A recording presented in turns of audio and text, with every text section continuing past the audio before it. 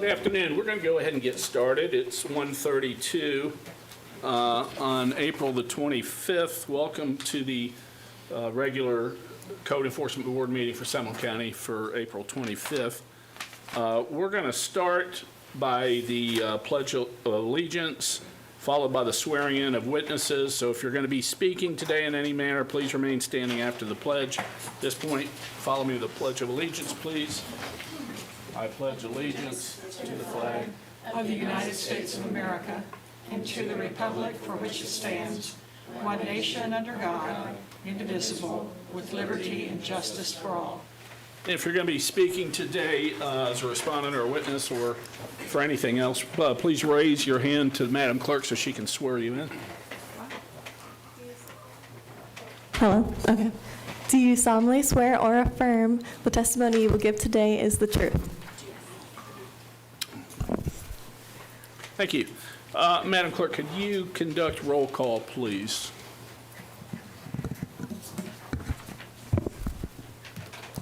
Craig Davis, Here. Mike Sinan, Here. Kevin Ross Andino, Here. Don Peterson, excused.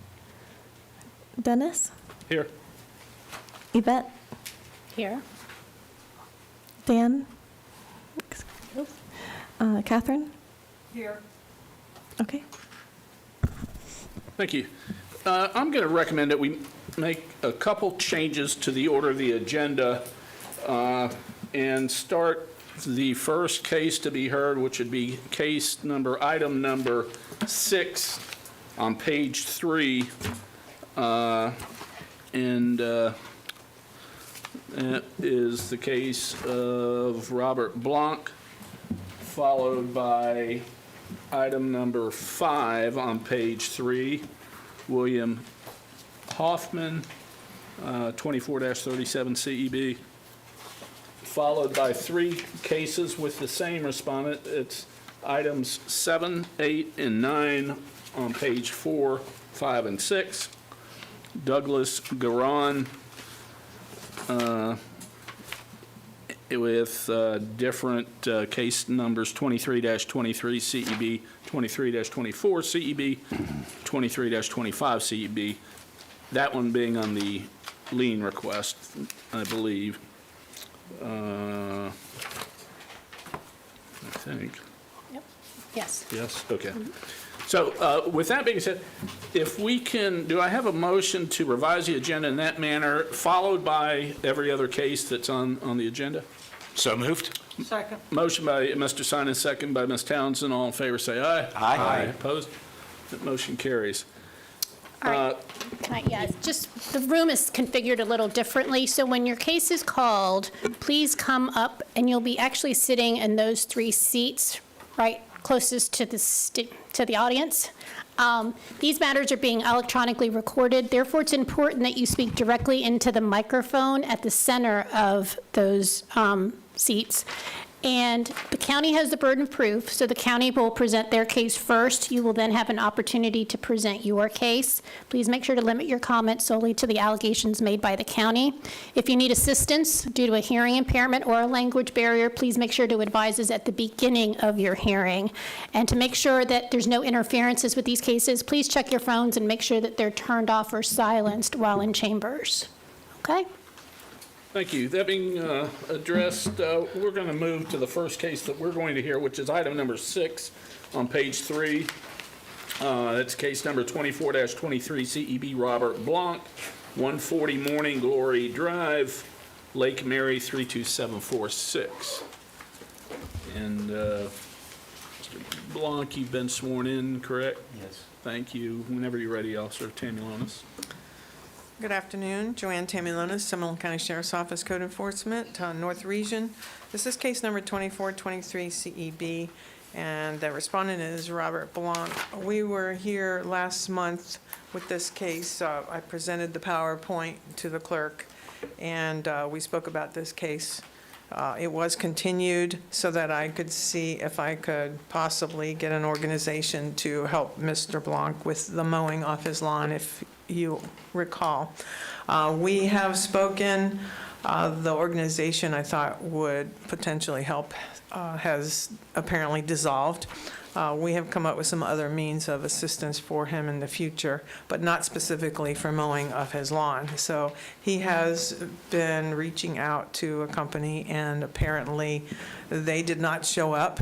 I went by this morning, and Mr. Blanc was actually out there with like a scythe, or I think they call it a grass whip, which I just found out exists. So he's doing manual labor trying to cut the front of the lawn. So he is absolutely trying.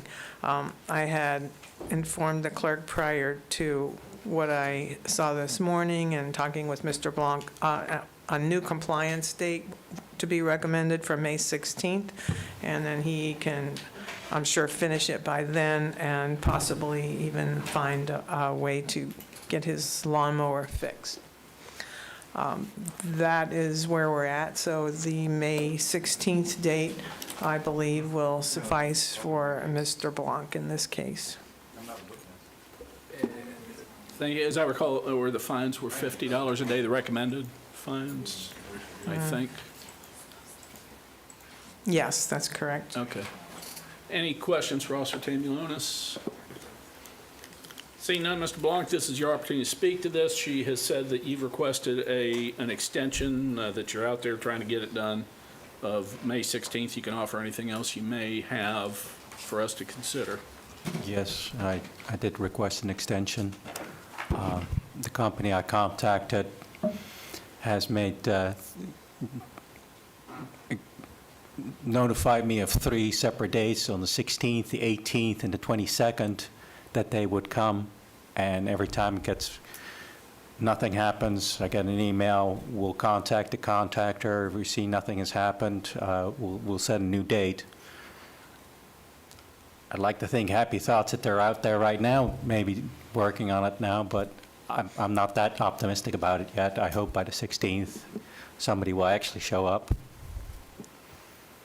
Any questions, Mr. Blunt? So you feel comfortable by the 16th they're supposed to get it done, or you're going to get it done? Not that it matters, I'm just curious. I hope that I'll at least get more of a response than I've received so far to see as to whether or not I need to find another avenue. Right. That's for clarification. He was physically out there when I drove up this morning. He did not know I was coming. He was physically chopping that grass down, doing the best he can. He had a tool. Thank you. You're welcome. Anybody have a motion? I'd like to ask the board what their thoughts are on doing one more continuance on this. I'd make the motion for staff recommendation extended to May 16th. I'll second it. Motion by Ms. Townsend, second by Mr. Ross, that there was a violation. However, we're extending the compliance date to May 16th, or $50 per day fines will be imposed at that time. All in favor, say aye. Aye. Opposed? Okay, so that's what we've done, sir. Thank you for trying hard to get it done. Hopefully you'll get it done. Hopefully we won't see each other again. Thanks for coming in today. Appreciate that. Thank you. Next case is right above that one on the same page, item number 5, case number 24-37, CEB, William Hoffman, 2355 Sunnyview Drive, Oviedo, Florida, 32765. And Officer Hill, whenever you're ready.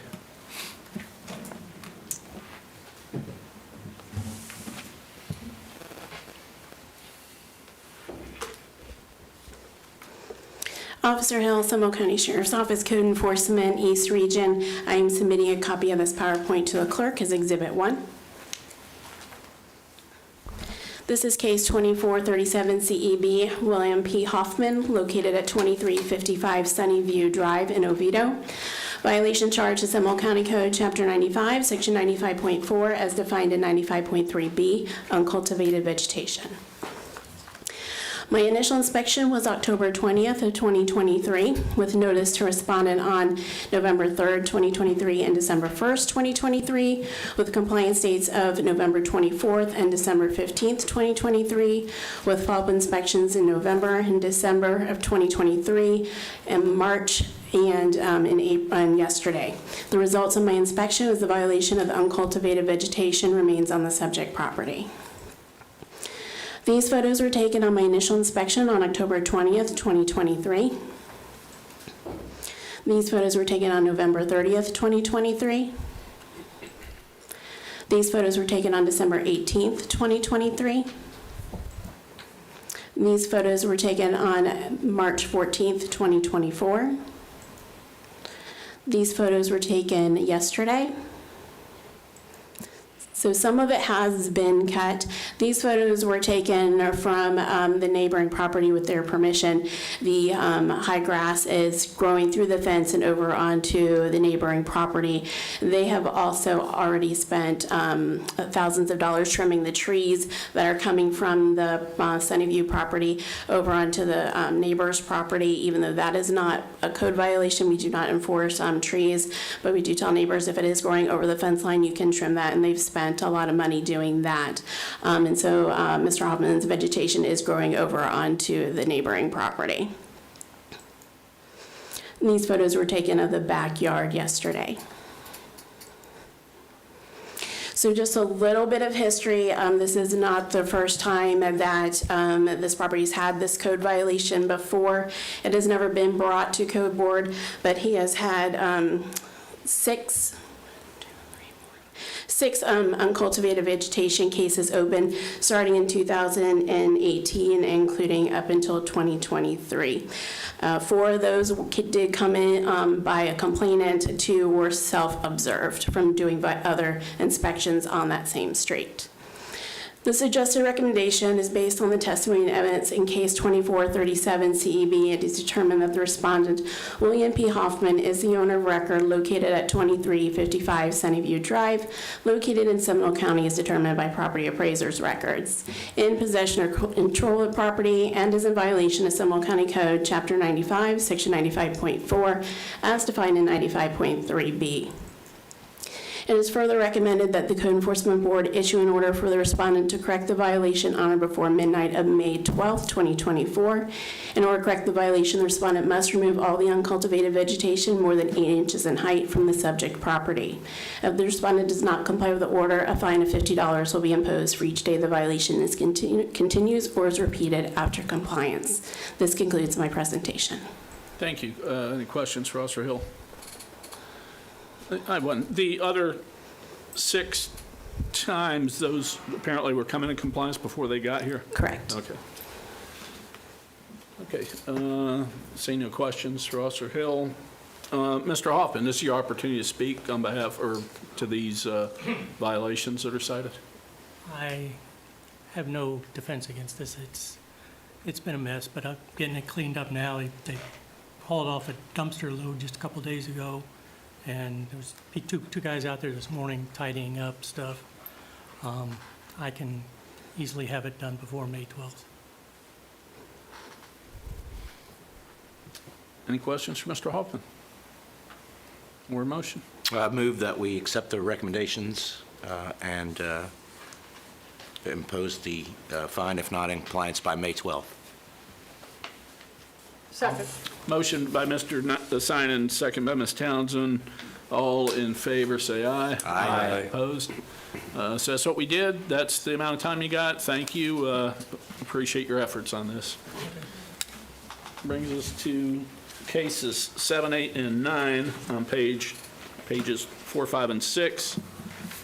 Douglas Garon, Bank of New York Mellon List Pendants, 1509 Sugarwood Circle, Winter Park, Florida, 32792. And this is case number 23-23 CEB. There's 3 of them. I'll cite the other 2, and then we'll hear them all together and address them separately. Case number on the next page, page number 5, case number 23-24 CEB. Same respondent, Douglas Garon, the Bank of New York Mellon List Pendants, 1509 Sugarwood Circle, Winter Park, Florida, 32792. And the final and third one, page number 6, the next page, it's item number 9, case number 23-25 CEB, Douglas Garon, Bank of New York Mellon List Pendants, 1509 Sugarwood Circle, Winter Park, Florida. And I believe we have somebody who's here to testify in this case.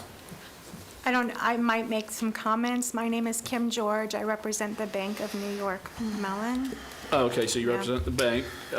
Is there anyone here on behalf of Douglas Garon? Oh, okay. And you've both been sworn in, correct? I've been, She doesn't have to be, she's an attorney. Okay. I don't know if the gentleman was sworn in. Sir, we need to swear you in.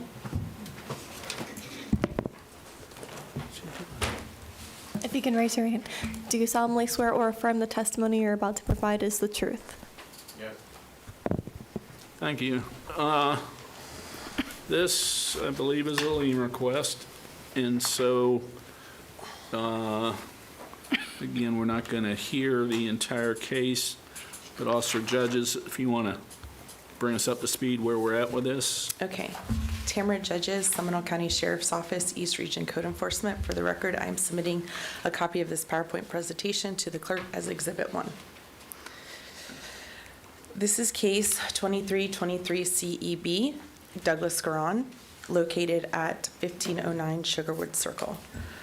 Violation charge, Seminole County Code, Chapter 95, Section 95.4, as defined in 95.3F, stagnant water.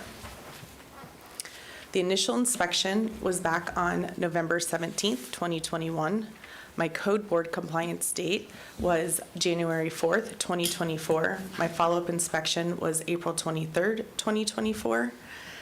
As of the result, the violation of stagnant or foul water, as I assume, remains on the property, as Mr. Garon denied me access to his backyard 2 days ago and told me himself he has not been back there in several weeks. The suggested recommendation by the code enforcement officer is based on the testimony and evidence presented in case number 2323 CEB. It is determined that the respondent, Douglas Garon, is the owner and record of the property located at 1509 Sugarwood Circle, located in Seminole County, as determined by the property appraiser's records, in possession or control of the property, and is in violation of Seminole County Code, Chapter 95, Section 95.4, as defined in 95.3E. The suggested recommendation by the code enforcement officer is based on the findings of fact, conclusion of law, and order. The code enforcement board issue an order constituting a lien in the amount of $28,000 for the 112 days of non-compliance from January 4th, 2024 through including April 25th, 2024 at $250 per day, and the fine shall continue to accrue at $250 per day for each day the violation continues or is repeated after April 25th, 2024. The respondent must contact myself to arrange for an inspection of the property to verify compliance. This concludes my presentation. Thank you. If you want to, does anybody have any questions on this one before I'm happy to give the other two issues, because they're I have a all... quick question, because I recommend, this is not the first time we're coming on this particular one. Is that correct? This is just for lien, because we had Correct. had this come up a couple of times before, because I recognize Yes. attorney. Okay, that's what I thought.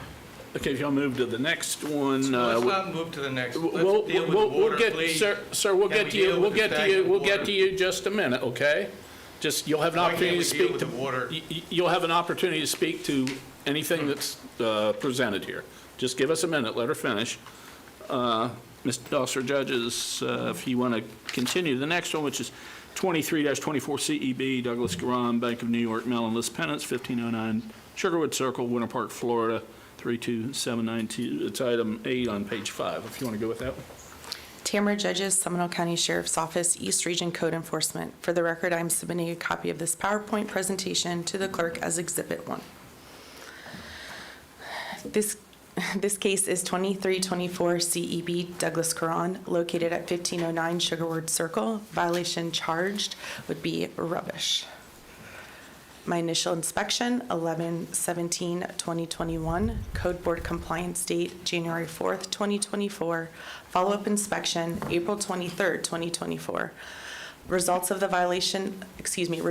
follow-up inspection, the violation of rubbish, that should say remains on the property. These are my pictures from April 23rd, 2024. Again, some more pictures. The one to the right he has done some yard work, but he leaves the pile of rubbish in the front by the roadway. And here's some more of the rubbish on the roadway.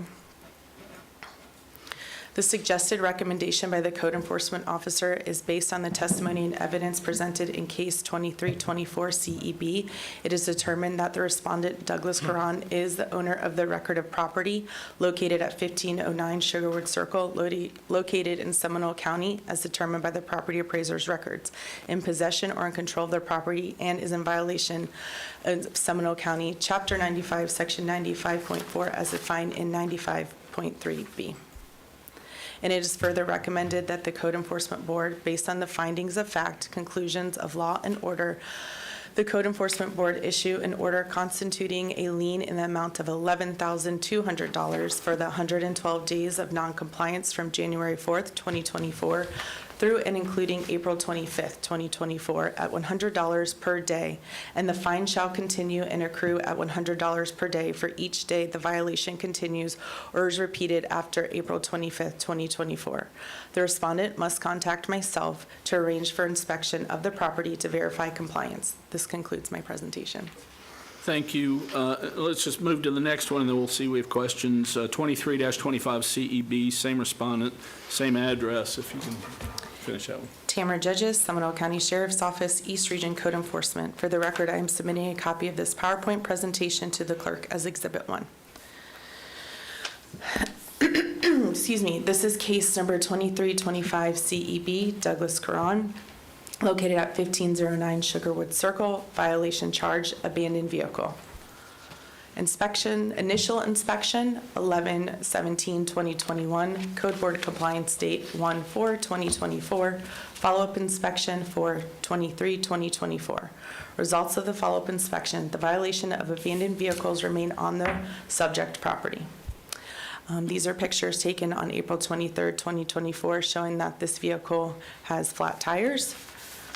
This is an older classic Corvette that Mr. Caron stated that both vehicles would not start.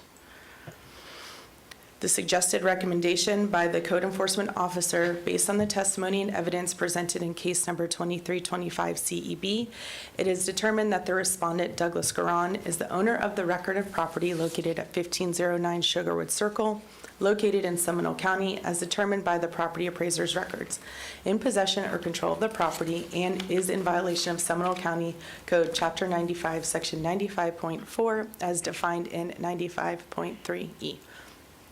The suggested recommendation by the Code Enforcement Officer is, based on the findings of fact, conclusions of law and order, the Code Enforcement Board issue an order constituting a lien in the amount of $11,200 for the 112 days of noncompliance from January 4th, 2024 through and including April 25th, 2024, at $100 per day, and the fine shall continue to accrue at $100 per day for each day the violation continues or is repeated after April 25th, 2024. The respondent must contact myself to arrange for an inspection of the property to verify compliance. This concludes my presentation. Thank you. Any questions for us or judges on any three of these cases? I have one clarification. I'd like to make sure I understood what you said and read here. All three of these have been going on for 2.5 years? Yes, ma'am. Wanted to make sure I understood that. Thank you. Yes. And it's 11,000 per each one, not altogether, correct? So this violation itself totals $11,200. Right, so each one of them Each seem- violation has a different total. Correct. Yes. One was 28, the first one was 28,000. Okay. Any other questions? And we'll start with Mr. Caron. We have two respondents here, the bank one. Mr. Caron, the property owner. This is, before you start, let me briefly just say, we're here to talk about the request for a lien. So we're not here to retry the whole case. The case was heard by this board. There was a compliance date. So I just want to let you know, before you get into a lengthy discussion about the merits of the case, we're here to hear about It won't be the... lengthy. Sir? Okay, it won't be lengthy. No, whatever it was. Go ahead. You got the floor. I mean, okay. She's You going to want- let's do approach, the she's order. going to approach you because we need this on the microphone, so just one moment. She's coming closer. Be careful. Okay. The autos, she pointed to 2 autos that she said would not start. She doesn't make an appointment when she comes out. The one car is my son's. He was diagnosed with MS. He can't drive, so he doesn't maintain insurance or or register a car that he can't drive. Okay? The Corvette is a classic car, and I have a 2-car garage with 1 car in it. The Corvette could be in it or out of, depending on what I'm doing to it. If she ever made an appointment, instead of coming at 9 o'clock in the morning unexpectedly and said, I want to come tomorrow, can you start the car? I could charge the battery and start it up. But that's not the way it goes. Okay, those cars are not abandoned.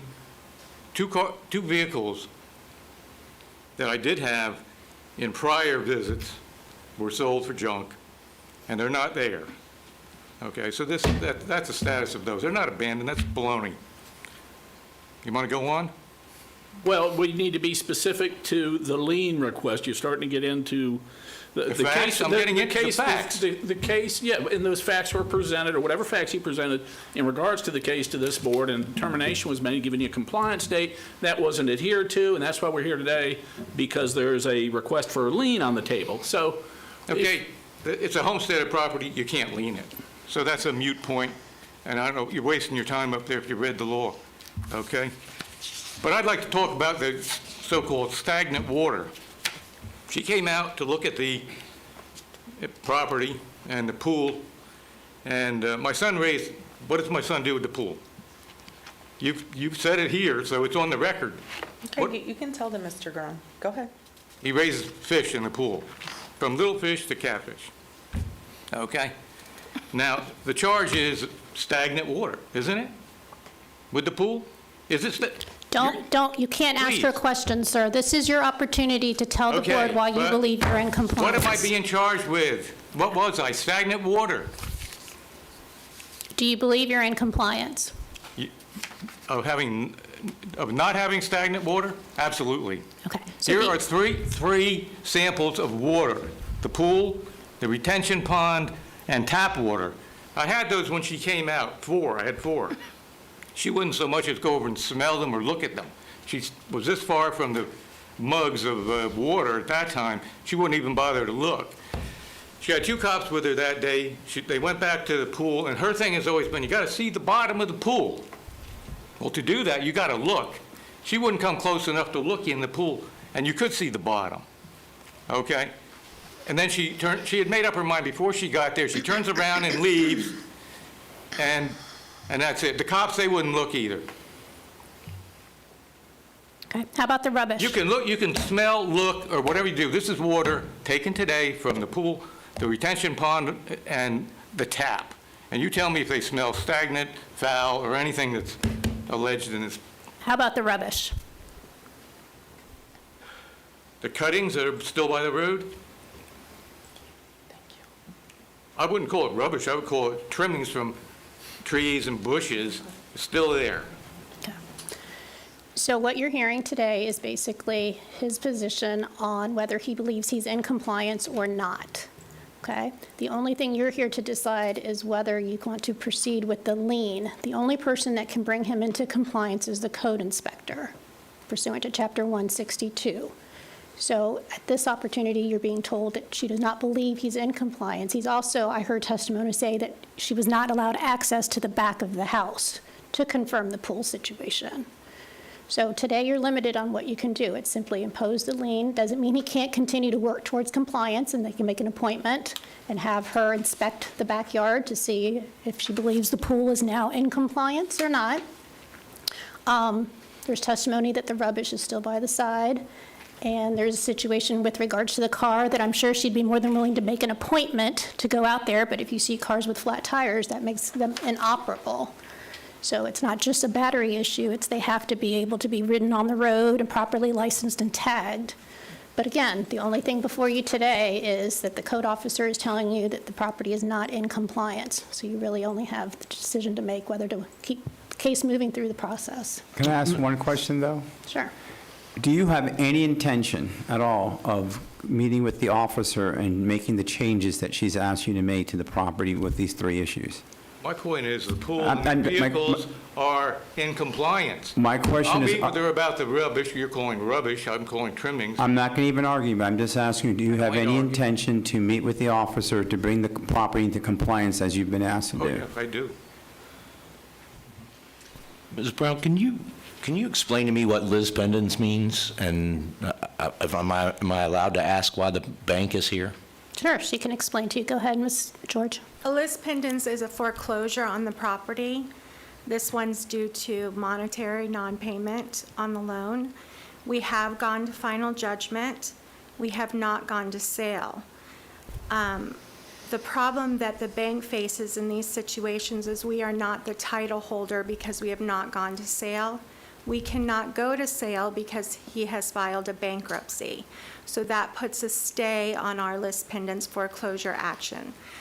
Right now, what we tried to do was get a property preservation person out to try to get bids on the property to bring this to compliance. But they were faced with occupants there that I can just quote what they advised us, which was hostility or hostile. We can't get back to court to motion to go in because there's a stay per the bankruptcy. So our hands are very tied, and the problem becomes if it goes to sale and we get the property back through that sale, then we're encumbered with these liens that are being set by you all today. So I have no defenses to whether these are done or not. I just want to put on record that the bank would like to correct them. We can't, and there's not a lot we can do given the bankruptcy stay at this point, but I would like reference to it for leniency, at least even in the post-lien imposition, if we do obtain title to the property to try to resolve this or settle it in some fashion. That's why I'm here. Thank you. Yes, and let's keep in mind, once we get to that stage of determining fines, or if whether the lien stays in place, it's also accruing still the daily rate, as, you know, if that's the decision we make. Ma'am, do you have anything else you want to present on behalf of being a respondent, secondary respondent? No, sir. Thank you. Thank you. Mr. Chairman, if you don't mind, I'd like to start in the middle with number 8, Sure. and let's take a vote on that one first. Sure. The rubbish or cuttings, as it were. I would make a motion to go with staff recommendation on that particular one. This is case number 23-24, CEB, item number 8. Yes. And I would second that. Okay, though you have a motion on the floor, Ms. Townsend, second by Mr. Ross, to accept staff's recommendation as presented, which would be imposing a lien for $11,200 for 112 days of noncompliance at the rate of $100 a day, and the fine would continue to accrue at that point. All in favor, say aye. Aye. Opposed? Motion carries. Thank you. The second one, anybody want to go with the next one? I'll take the next 2. I think we should accept the staff's recommendation on all of them. Okay.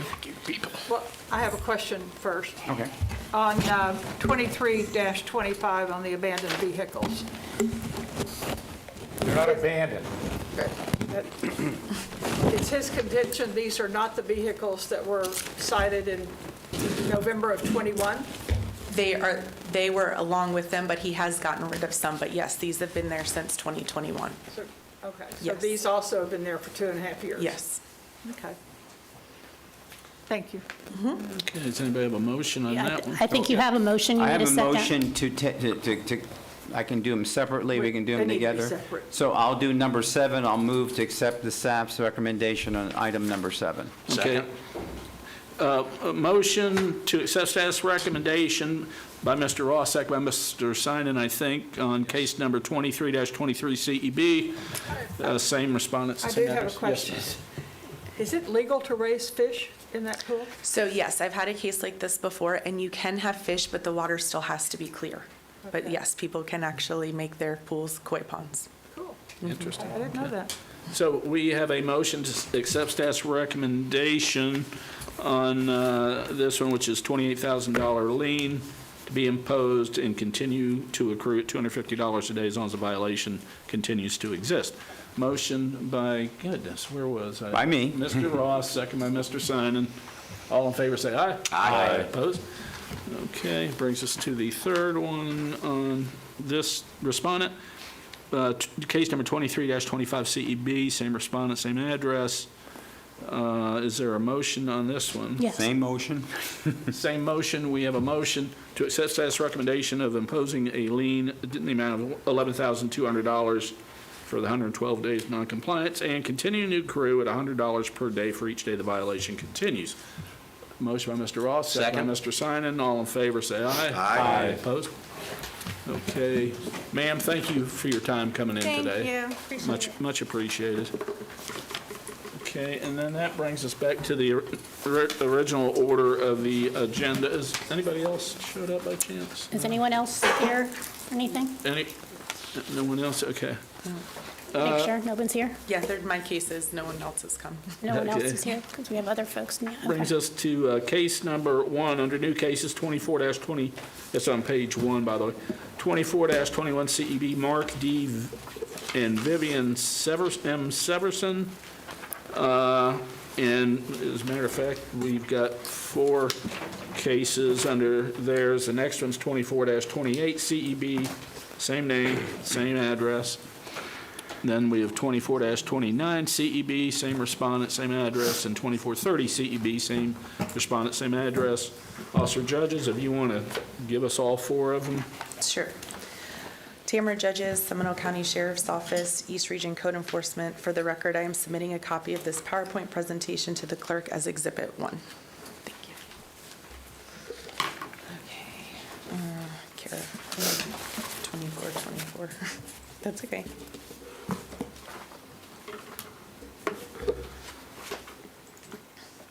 We're having a little slow computer issue. Okay. Case number 2424, CEB, Mark D. and Vivian M. Severson, 3331 Alena Court, violation charge rubbish. Initial inspection, October 16th, 2023. Notices to respondent 10/18/2023 and 11/2/2023. Compliance dates 10/31/2023, 11/15/2023, with several follow-up inspections to include my latest of 4/23/2024.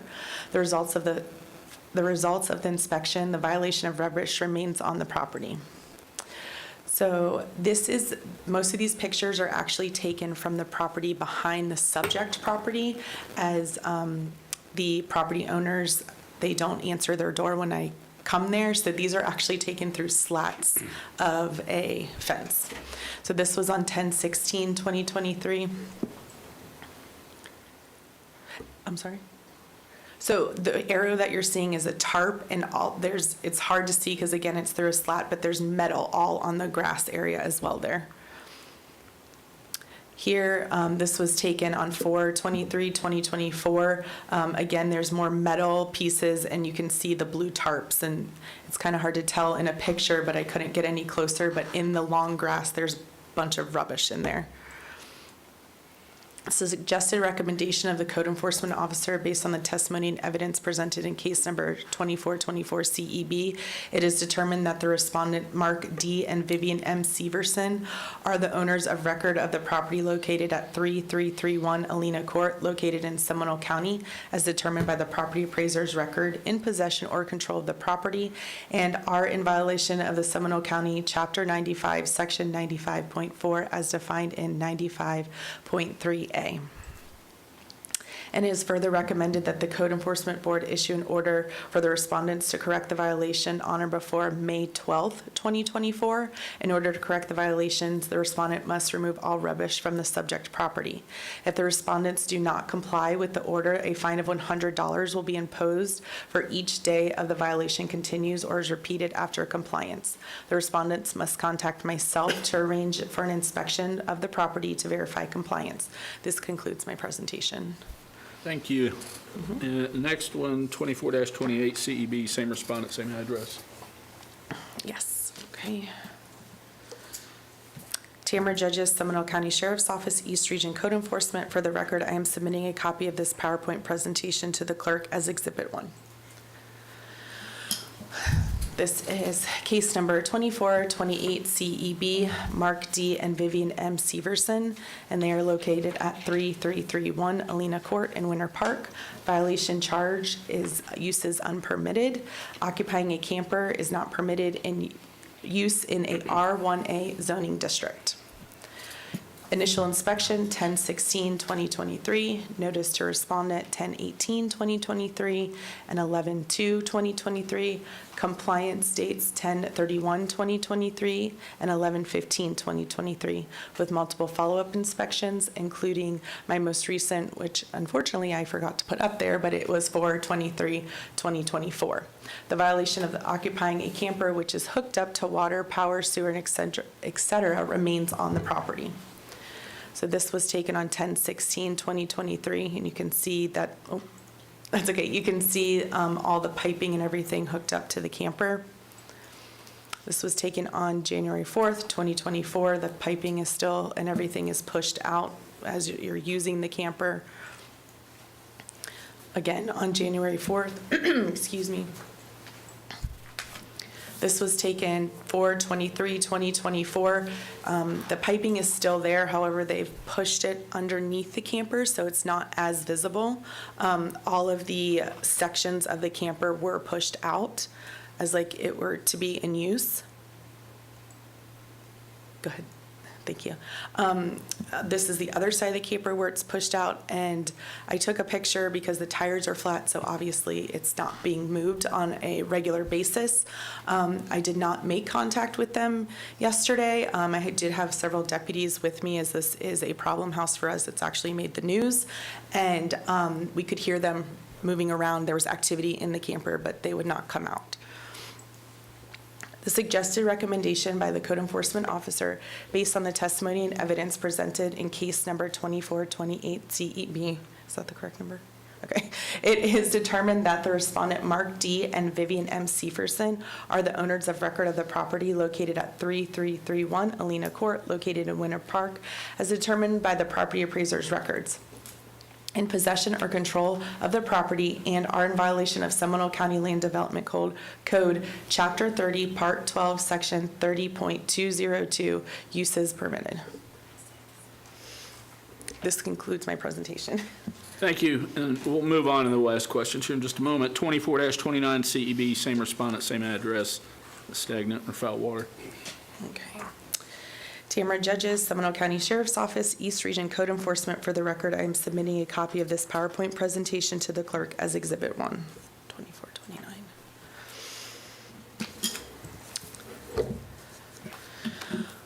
Case number 2429 CEB, respondents Mark D. and Vivian M. Severson, located at 3331 Alena Court, Winter Park.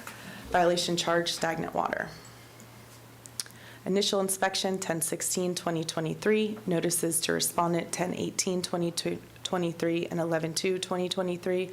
Compliance date, 10/31/2023, 11/15/2023, with multiple follow-up inspections, and my latest being 4/23/2024. Results of the follow-up inspection, the violation of stagnant or foul water remains on the property. Again, this is taken from the yard behind the subject property between slats, and the arrows are pointing to, that is actually the water, the green, in the pool. And they as well have koi fish in their pool. So they have plants growing in their pool as well. This actually I was able to take on the property as our undercover unit escorted me onto the property during this day as we had some interaction with the property owners. This was taken January 4th, 2024. As you can see, the water is still stagnant. And this was taken April 23rd, 2024, and the water remains stagnant. The suggested recommendation by the code enforcement officer is based on the testimony and evidence presented in case number 2429 CEB.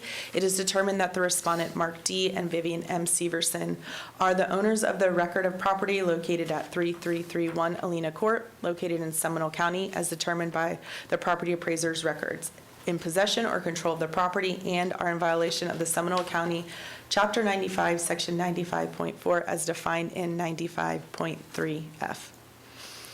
And it is further recommendation that the Code Enforcement Board issue an order for the respondents to correct the violation on or before midnight, May 12, 2024. In order to correct the violation, the respondents must remove the stagnant water from the pool.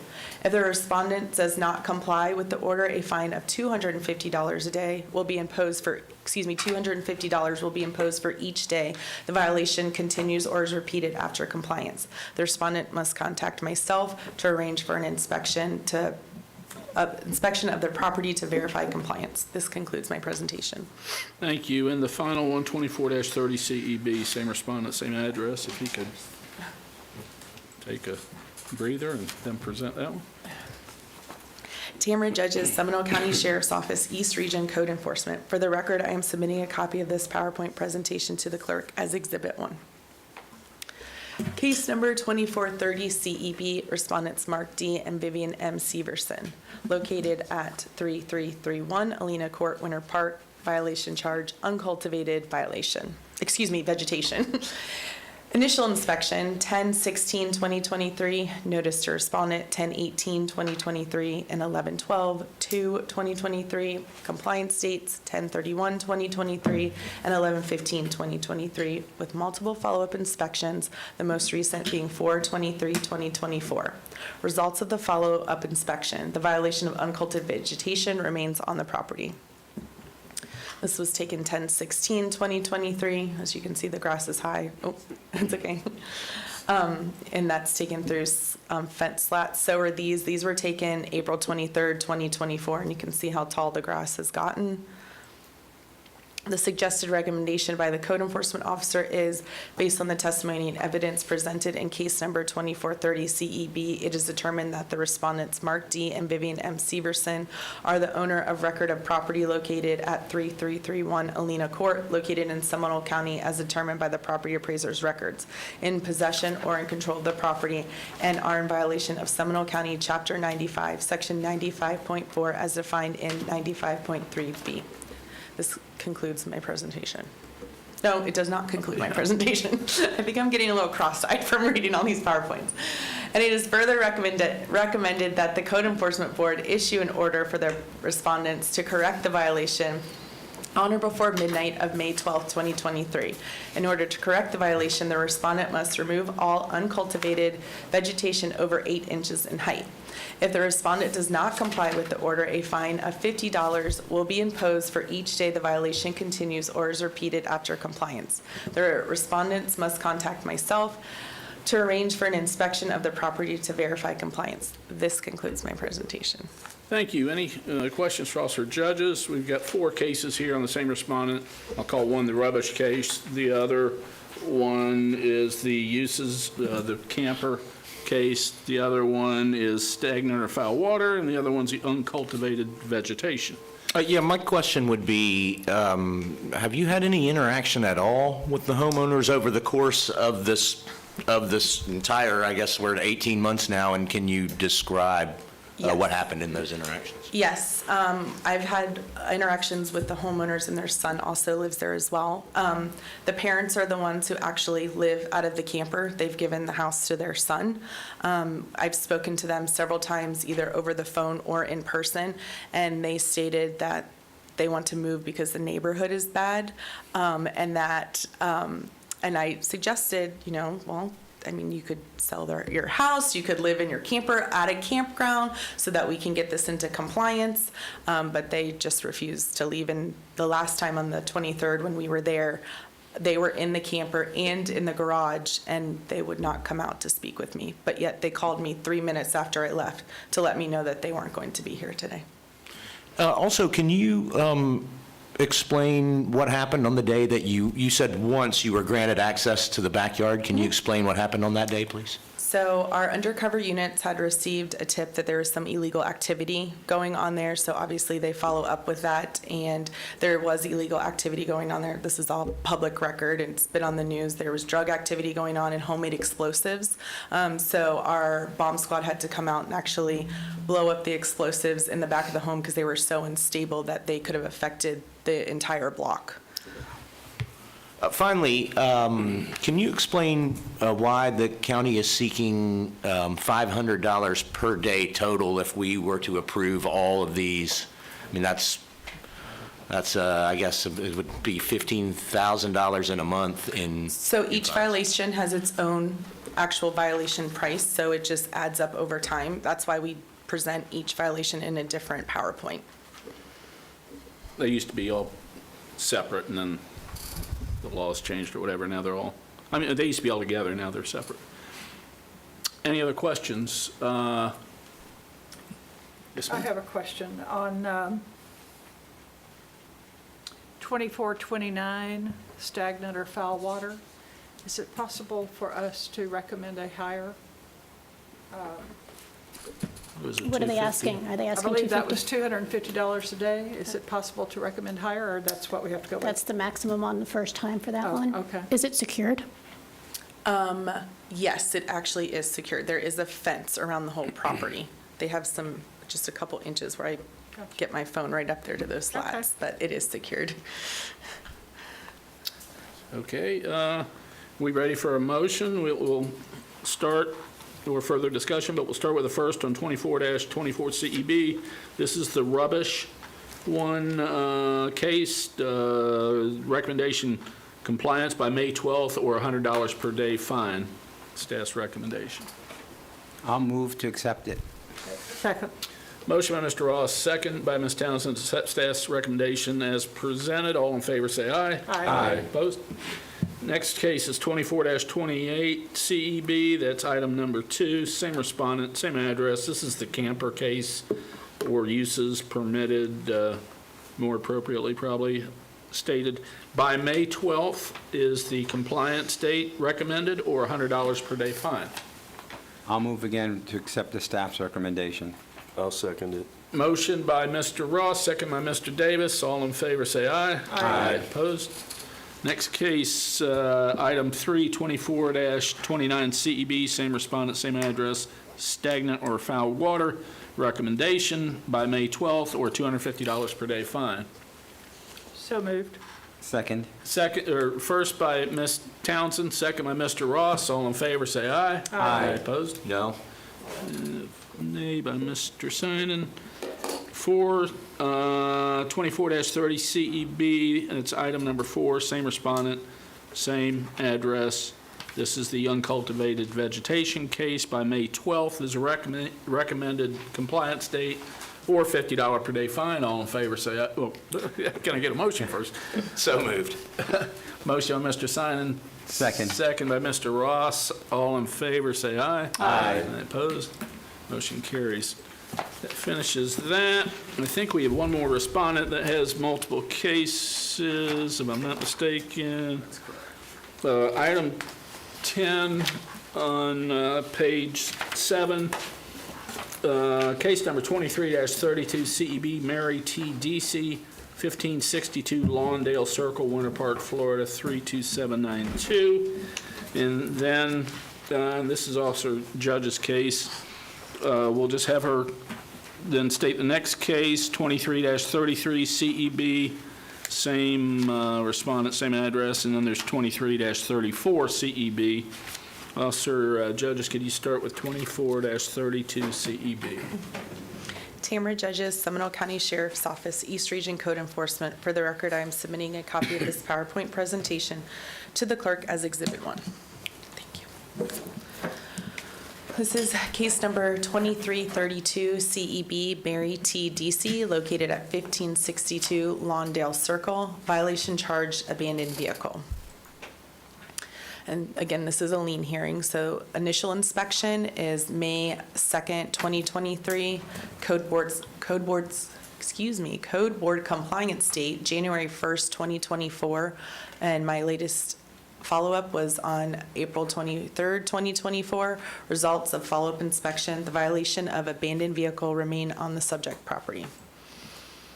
And there is the vehicle that's been sitting with flat tires. The suggested recommendation by the code enforcement officer is based on the testimony and evidence presented in case number 2332 CEB. It is determined that the respondent, Mary T. DC, is the owner of record of the property located at 1562 Lawndale Circle, located in Seminole County as determined by the property appraiser's records, in possession or control of the property, and is in violation of Seminole County Code, Chapter 95, Section 95.4, as defined in 95.3E. The suggested recommendation by the code enforcement officer is, based on the findings of fact, conclusions of law and order, the code enforcement board issue an order constituting a lien in the amount of $11,200 for 112 days of noncompliance from January 4th to 2024 through and including April 25th, 2024 at $100 per day, and the fine shall continue to accrue at $100 per day for each day the violation continues or is repeated after April 25th, 2024. The respondent must contact myself to arrange for an inspection of the property to verify compliance. This concludes my presentation. Yeah, I'm confused here. My agenda, maybe it's me. It looks like that's the recommended lien amount for 2334, and I thought we were just doing 2334, and I thought we were just doing 2332, the abandoned vehicles, which has a lien amount of $5,600, if I'm not mistaken, according to my, is it? Let's go back. Yeah, we were on 2332, I believe, correct? Abandoned vehicles. You showed the vehicle with the flat tire.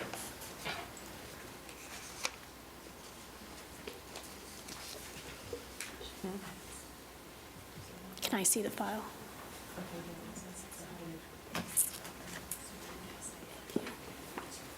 Okay, I would like to correct that.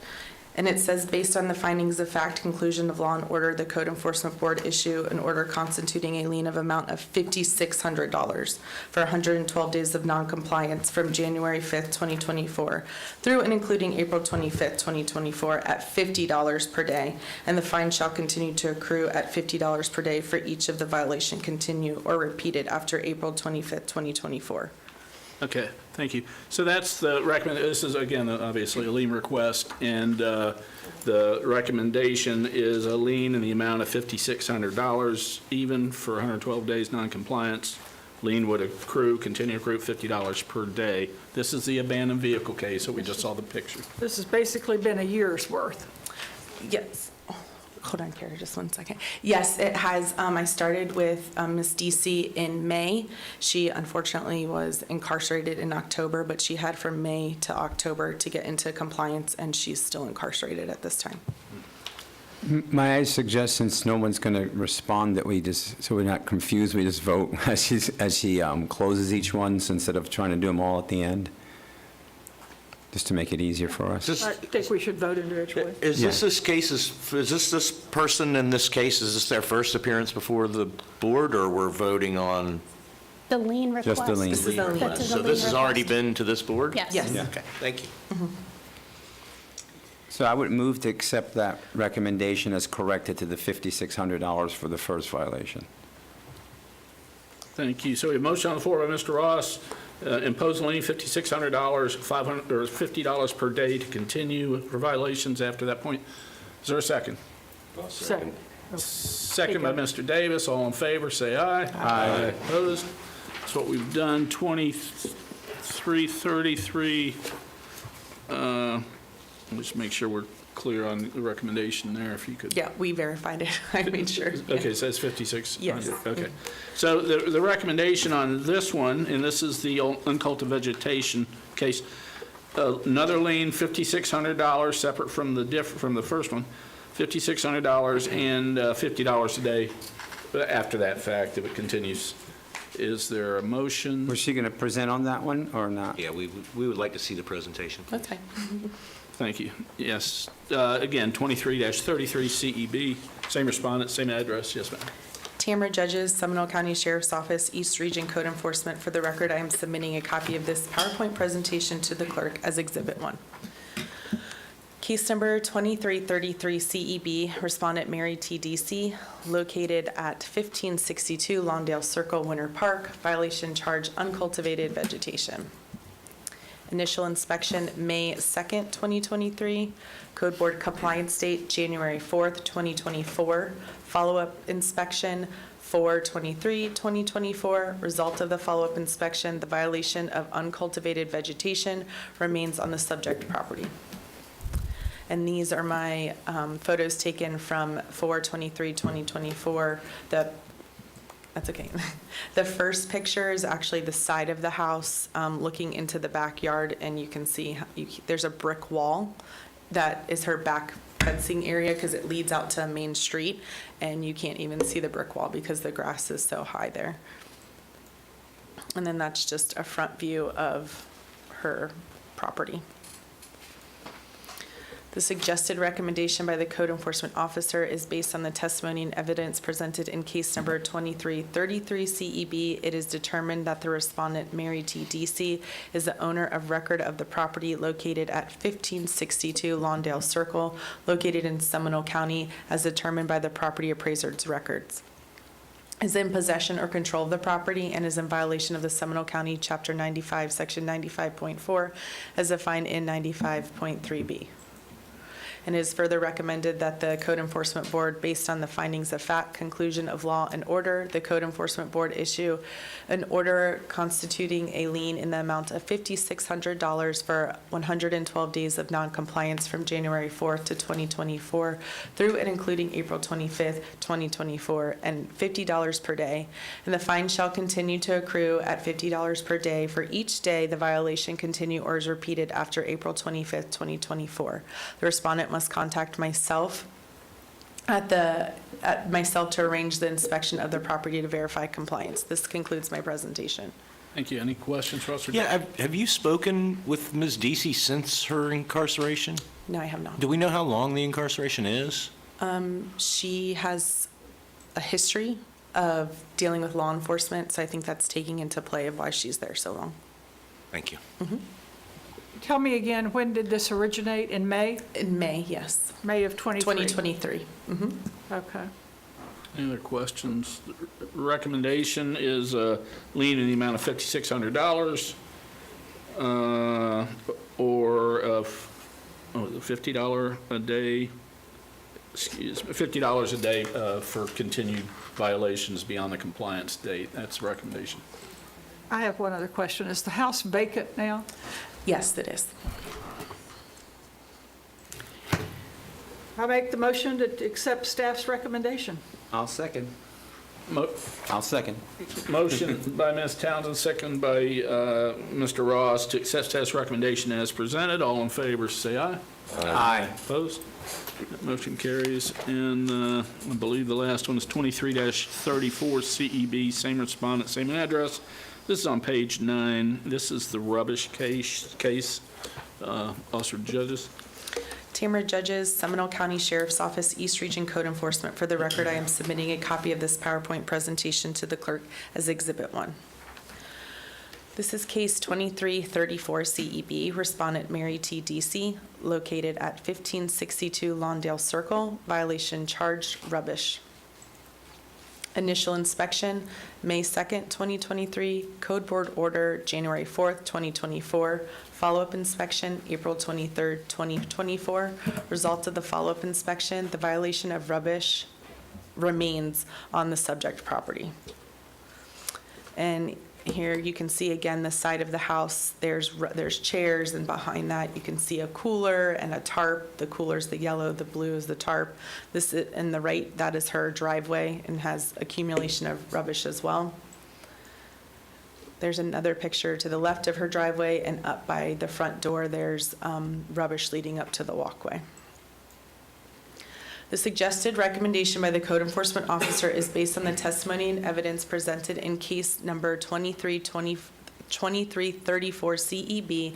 It is determined that the respondent, Mary T. Deasy, is the owner of record of the property located at 1562 Lawndale Circle, located in Seminole County as determined by the property appraiser's records, in possession or control of the property, and is in violation of Seminole County Chapter 95, Section 95.4, as defined in 95.3B. It is further recommended that the Code Enforcement Board, based on the findings of fact, conclusions of law, and order, the Code Enforcement Board issue an order constituting a lien in the amount of $11,200 for 112 days of noncompliance from January 4th, 2024 through and including April 25th, 2024 at $100 per day, and the fine shall continue to accrue at $100 per day for each of the violation continues or is repeated after April 25th, 2024. The respondent must contact myself to arrange for an inspection of the property to verify compliance. This concludes my presentation. Thank you. Any questions for us or judges? Sure. I blinked and the picture went away. That's okay. So the chairs and tarps and so forth have Yes. been there since May? Yes. Okay. We did I just have- wanted to make sure I understood that. Thank you. Yes. Mhm. I'd like to make a motion. I mean, here we are with a person that there's no way that they can comply because they're not available to comply. This $100 a day for the rubbish is not going to be fixed. We're already at the point of where we will be approving $22,000 in liens here. I'd like to make a motion that we find in favor of staff's recommendation, but reduce for this final one to $50 a day. I mean, you know, what is this person going to have when they come out if we've now already assessed $22,000 in liens? And, you know, I mean, we're going to continue to accrue fines here, just not at the $3,000 a month level. It's going to be at the $1,500 a month level. I'd like to move that we reduce that amount, as we move forward, to $50 per day, so that each one is now at $50 a day. Inspector wants to speak. Officer judges, you have... Yes, I just wanted to, so you can get the clear picture, this isn't the first time dealing with Ms. Deasy. She had 5 months prior to incarceration to get into compliance. This is a residential neighborhood. There are small children there. We've gotten calls for squatters because of the way that the property looks. And she unfortunately did also have a leak. So now they're dealing with that in the neighborhood. And before she left, she had probably about 50 feral cats. So she had plenty of time to come into compliance, and I actually gave her time because she was dealing with some personal issues. She had an unexpected death, and she said that she would get it taken care of, and she decided not to and did some things that she knew were going to get her where she is today. So you have a motion on the table. Motion on the table, set staff's recommendation. Now we're changing the fine amount to $50 per day for continued violations. Is there a second to that motion? Seeing none, is there another motion? I move to accept the staff's recommendation as is. I'll second that. Motion by Mr. Ross, second by Mr. Davis, accept staff's recommendation as presented. All in favor, say aye. Aye. Opposed? Motion carries unanimously, I think. That's all the cases, if I'm not mistaken. Yes. Okay, and brings us to the election of the chairman and vice chairman. Well, before you do that, let's Yeah. approve the minutes, please. Okay. Minutes from March 28, 2024 meeting. Is there a motion to approve those minutes? I'll move approval. Second. Motion by Mr. Simon, second by Ms. Townsend to approve those minutes. All in favor, say aye. Aye. Opposed? All right, so now I need to take the gavel. This is my favorite time of year. Not kidding. Not kidding, no kidding. All right, so the first thing you're going to do is elect a chairperson. So I need nominations. I'd make the motion to continue with our current chairman, Dennis Warren. Okay, do you accept the nomination? Yes. Okay, I'll second that. all right, all those in favor? Aye. Any opposed? We're not allowed to vote. I'm kidding. I'm kidding. They're new, they don't know that. I'm kidding, I agree. All right, so now you get it back. Yeah, okay. All right, Mr. Chairman, now you need to ask for All right. Any nominations for vice chair. Nominations for vice chair? Am I allowed to nominate? No. Okay. Now, being new to this board, I'm going to defer any nominations to someone else, please. I'd like to do the same thing. Mr. Davis, you can't. You and I can't. You want it or you want me to take it? Hey, I've been chairman before, it's fine with me, you can have it. Well, I can't vote for nominate myself. What's his last name? Huh? Ross, his that's last right. name is Ross. Andino. I drew a blank, I couldn't remember his last name. I nominate Mr. Ross for as vice chairman, Second. the guy at the end. The skinny guy. That dude I told to stop losing weight. I told you you didn't look like Can't yourself. see you anymore. Okay, so we. Do you accept the nomination? Yes, I do. Now you got to take it all to vote. Okay, all in favor? Say Aye. Aye. Opposed? Nay, I'm just kidding. All right, well, there you go. You've got your chairman and your vice chairman. Please take a look at the dates on your calendars for all the upcoming hearings. Make sure you recognize that we have a meeting in June this year, which we have never had in the past. Yep. So it's important that you let the clerks know with as much anticipation as possible for these summer months if you are unable to attend. Is there no conference this year? No conference? There is, it's just earlier. Oh, okay. Anything else? And so the chairman will sign the minutes from the last meeting, Okay. return them to the clerk for filing, and I believe you are adjourned, but I can't do that here, so you need to do it, Mr. Chairman. You need to adjourn the meeting. Oh, I have a motion to adjourn the meeting. Motion to adjourn. Second, please. Okay, a motion by Mr. Ross and second by Mr. Simon. All in favor, say aye. Aye. Okay.